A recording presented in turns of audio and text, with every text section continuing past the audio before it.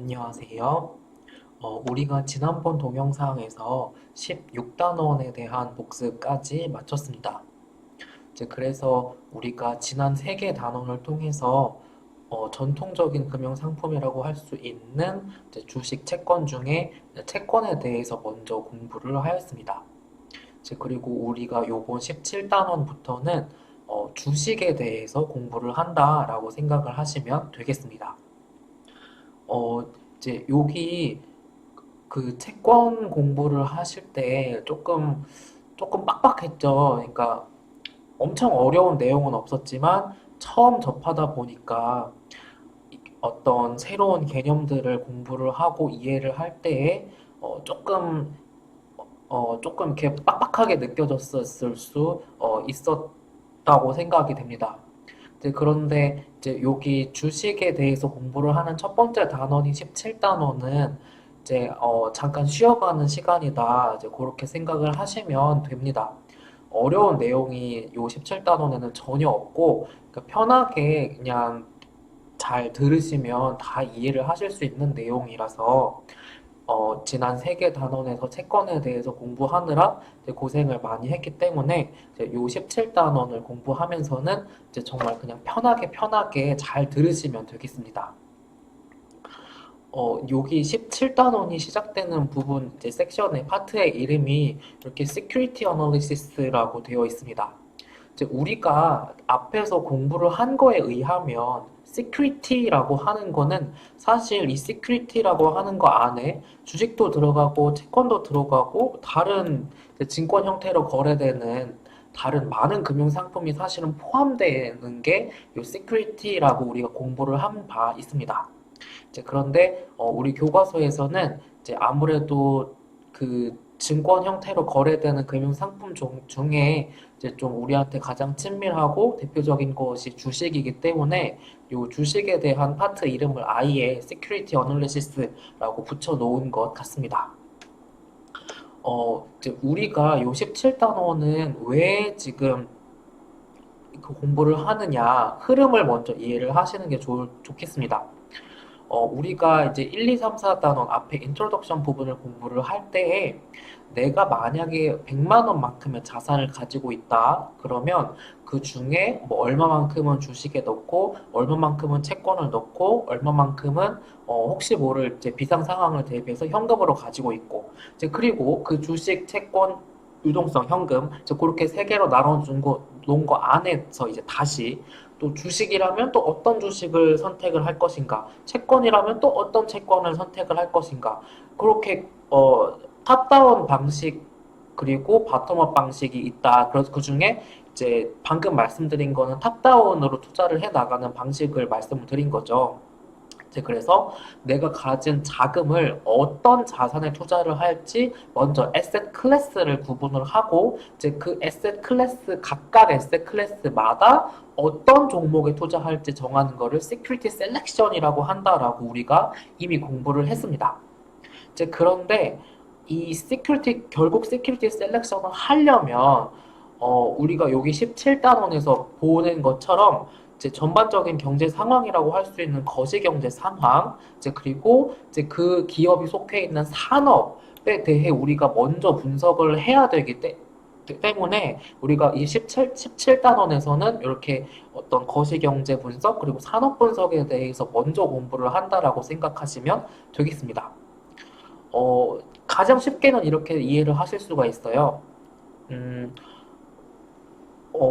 어떤 기업이 속해 있는 국가가 있어. 이제 그런데 그 국가의 경제 상황이 너무 안 좋아. 막 이제 뭐 이를테면 예를 들어 우리나라 IMF 겪었던 것처럼 외환위기 겪었던 것처럼 막 외환위기의 어떤 정점에 있어. 이제 그러면 그 기업 그 국가에 있는 어떤 기업이라고 하더라도 아무리 열심히 경영을 한다 하더라도 이제 기업의 경영 성과가 잘 나기는 힘들겠죠. 이제 그러면 이제 그 국가에 있는 전반적인 주식도 주가들도 이제 많이 떨어지겠죠. 이제 그렇기 때문에 우리가 이렇게 어떤 전반적인 그 기업이 속해 있는 국가에 대한 그 국가의 거시경제 상황에 대한 분석을 먼저 하고 이제 그리고 그 밑으로 내려가서 그 기업이 속해 있는 산업, 예를 들어 삼성전자다라고 하면 뭐 이제 IT 아니면 전자 아니면 뭐 반도체 이제 그런 산업에 대한 분석을 한 다음에 이제 그 다음에 더 내려가서 이제 그 다음에 종목 분석을 하게 되는 거가 되겠죠. 이제 그래서 우리가 요 17단원에서는 그 윗부분 이제 거시경제 분석과 산업 분석 이제 그 위에 이제 해당하는 부분을 먼저 본다라고 생각을 하시면 되겠습니다. 이제 그런데 우리가 요 17단원을 지금 요번 동영상에서 공부를 할 수 있는 시간이 이제 그렇게 많이 남아있지가 않습니다. 이제 그래서 우리가 요 17단원 도입에 대해서만 요번 동영상에서는 짧게 볼 거고 이제 나머지 부분에 대해서는 다음 주차에 이어지는 동영상을 통해서 살펴보도록 하겠습니다. 우선 여기 17단원을 들어가면서부터 여기 펀더멘탈 어널리시스라고 하는 것이 나와 있습니다. 혹시 주식 같은 거 요즘에 굉장히 그 열풍이라고 해야 되나? 많은 사람들이 주식에 관심을 갖고 있잖아요. 부동산이나 아니면 뭐 코인이나. 이제 그렇다 보니까 주식과 관련한 유튜버들, 유명 유튜브 같은 거를 보면 보신 분들이 있으면 이 펀더멘탈 어널리시스라는 용어는 이미 들어보셨을 수 있습니다. 이제 우리나라 말로는 기본적 분석이라고 번역을 하고 이제 결국 쉽게 이야기를 하면 어떤 종목을 선택을 할까에 앞서서 그 기업의 어떤 경영 성과라던가 뭐 여러 가지 어떤 그 기업에 대한 것들을 분석해 보는 것을 펀더멘탈 어널리시스라고 합니다. 이제 이 펀더멘탈이라고 하는 말은 이제 영어 단어죠. 영어 단어긴 한데 그러니까 국문은 우리나라 말은 아니긴 한데 자, 어떤 경제 뉴스나 아니면은 뭐 어떤 뭐 저녁 뉴스 뭐 요런 데에서 이런 말 아나운서 아니면은 뭐 기자가 이런 말 하는 거를 들어보셨어요. 분명히. 뭐냐면 어떤 전문가 인터뷰를 하면서 뉴스에서 인터뷰한 어떤 그 리포트를 따면서 그 전문가가 이렇게 말을 합니다.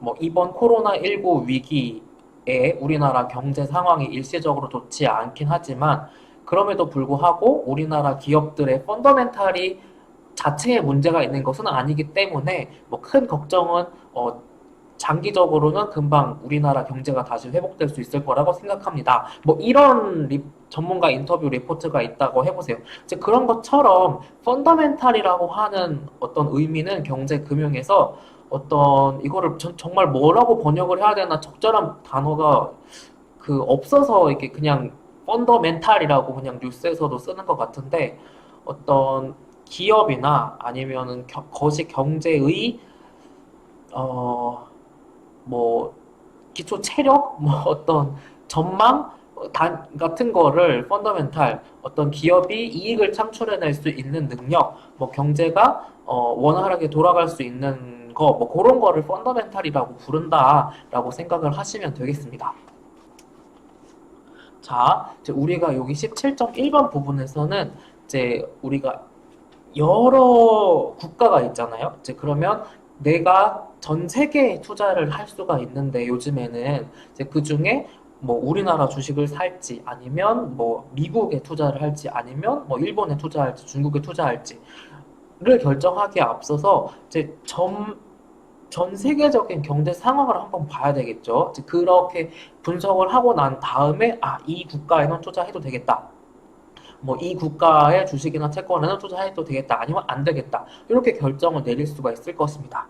이제 그래서 우리가 요 17.1번에서는 먼저 어떤 글로벌 이코노미에 대한 분석을 본다라고 할 수가 있겠습니다.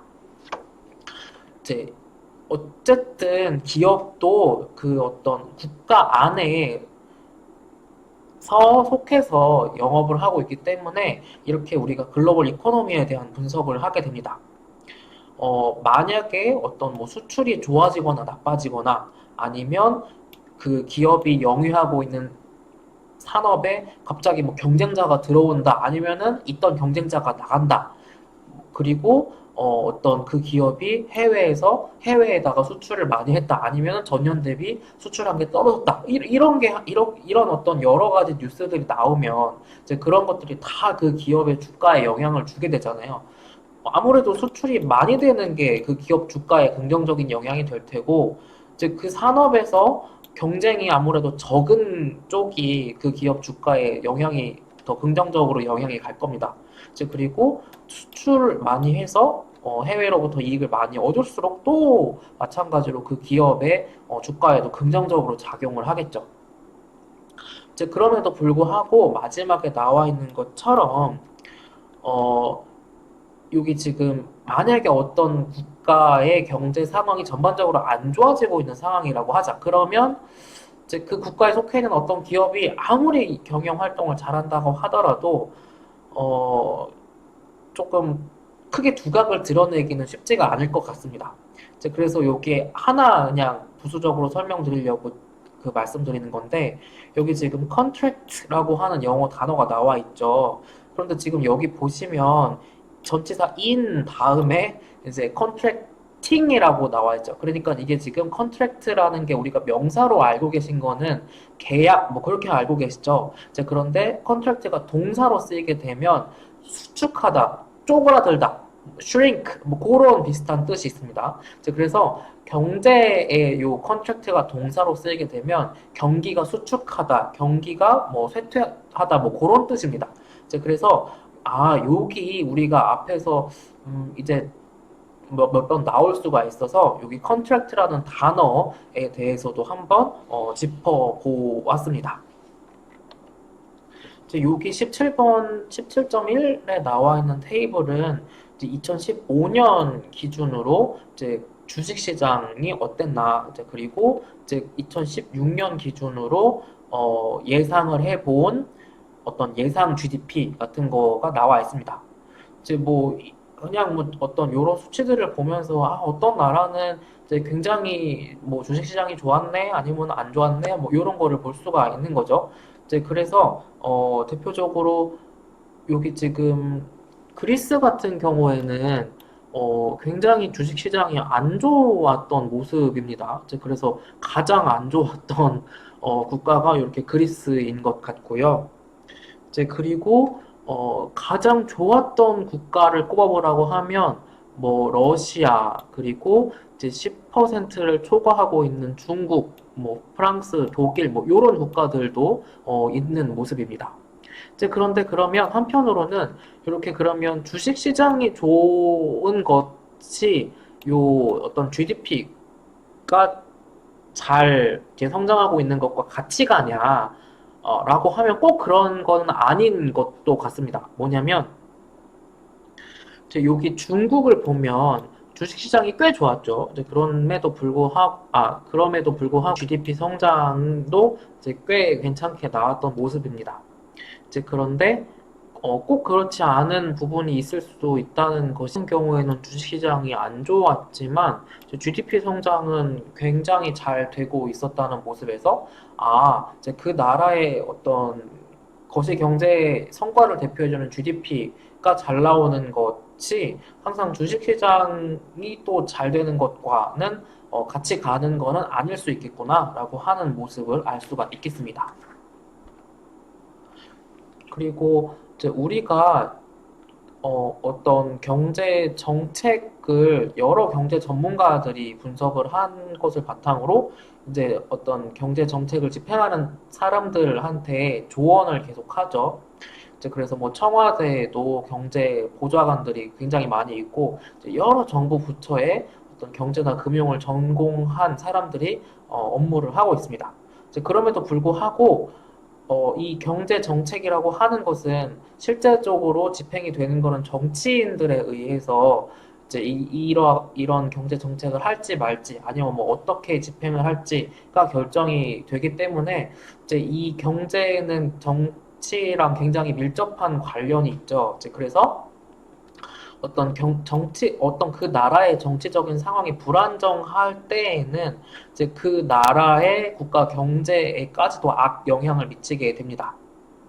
이제 그래서 대표적인 것이 여기 지금 우리가 이제 결국은 영국이 유럽 연합을 탈퇴를 완료를 했죠. 그래서 유럽 연합을 탈퇴를 하기 직전까지 영국 영국의 어떤 파운드와 환율도 굉장히 불안한 모습, 그러니까 변동성이 컸던 모습을 보였었고, 이제 영국의 경제가 좀 불안정한 모습을 보이기도 하였습니다.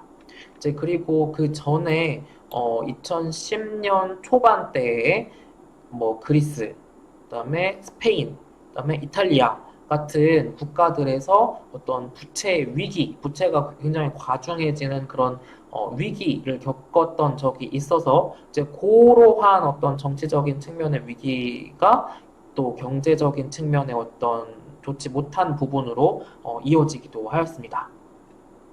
이제 그리고 여기 지금 두 번째 점에 나와 있는 것이 환율이라고 하는 게 나와 있죠. 이제 exchange rate, 우리나라 말로는 환율이라고 하는 건데, 이제 자국 화폐와 다른 나라 화폐의 교환 비율을 간단하게 환율이라고 생각을 하시면 되겠습니다.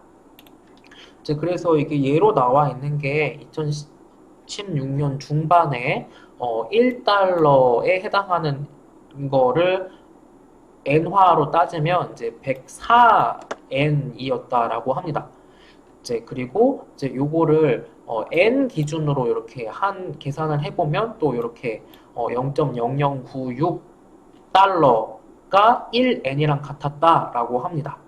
이제 그래서 이렇게 환율이라고 하는 것은 시시각각으로 계속 변하는 거죠. 이제 그쵸? 이제 그래서 이와 같은 어떤 환율이 변하는 것이 이제 또 그 국가의 경제에 굉장히 밀접하게 영향을 미치게 됩니다. 이제 특히나 우리나라처럼 수출을 굉장히 많이 하는 기업들이 많은 국가의 경우, 그런 어떤 경제 시스템을 가진 경우에는 이제 뭐 우리나라 대표적으로 원달러 환율이 오르고 내리고 하는 거에 굉장한 촉각을 이제 갖고 경영에 굉장히 어떤 집중을 하게 되는 거죠. 잠깐 보고서 맞춰야 될 것 같습니다. 만약에 이제 우리나라에 이렇게 우리나라 가격 기준으로 10만 원짜리 물건이 있다라고 합시다. 그래서 요거를 수출을 한다라고 해요. 이제 그런데 이제 요게 환율이 요럴 때가 있겠고 요럴 때가 있을 수 있습니다. 자, 그래서 만약에 1달러가 1,000원인 상황이야. 그리고 1달러가 극단적인 예시를 보기 위해서 2,000원인 상황이라고 하자. 이제 그래서 요게 1달러가 1,000원으로 이렇게 그 매칭이 되어 있을 때, 교환 비율일 때에는 요거를 요 10만 원을 1,000으로 나눠보면 100달러죠. 100달러. 이제 그래서 요 10만 원짜리 물건을 미국 소비자가 100달러를 주고 살 수가 있다라는 것입니다. 이제 그런데 이렇게 1달러가 2,000원일 때, 요렇게 환율이 변했을 때에는 요거를 10만 원을 다시 2,000원으로 나누게 되면 50달러죠. 그래서 요런 환율일 때에는 미국 소비자가 50달러만 주면 우리나라 그 수출한 물건을 살 수 있다라는 거죠. 이제 그래서 아무래도 미국 소비자 입장에서는 요때 요 물건을 훨씬 더 싸게 살 수가 있으니까 이제 요렇게 요 환율보다는 요런 환율, 그러니까 우리나라 화폐 가치가 굉장히 싸졌을 때, 내려갔을 때 이제 수출에는 굉장히 유리하구나라는 것입니다. 그래서 이렇게 우리나라 화폐, 그러니까 1달러를 우리나라 돈 1,000원 주면 1달러를 살 수 있다라는 상황이 있는 거고, 1달러를 살려면 우리나라 돈 2,000원이나 줘야 된다라고 하는 상황이니까 요 상황이 상대적으로 우리나라 화폐 가치가 낮게 인정이 되고 있는 거고, 상대적으로 요 상황은 우리나라 화폐 가치가 요 상황에 비해서는 이제 높은 상황이다라고 할 수가 있겠습니다. 이제 그래서 이렇게 수출입을 많이 하는 경우에는 이제 환율이 굉장히 많은 영향을 미칠 수 있기 때문에 이렇게 환율이라고 하는 것에 대해서 간략하게 살펴보았습니다. 네, 그리고 그래서 우리가 이번 동영상에서는 지금 동영상 길이가 초과되고 있어서 이렇게 우리가 17단원 앞부분까지만 공부를 하고 이제 또 이어서 보도록 하겠습니다.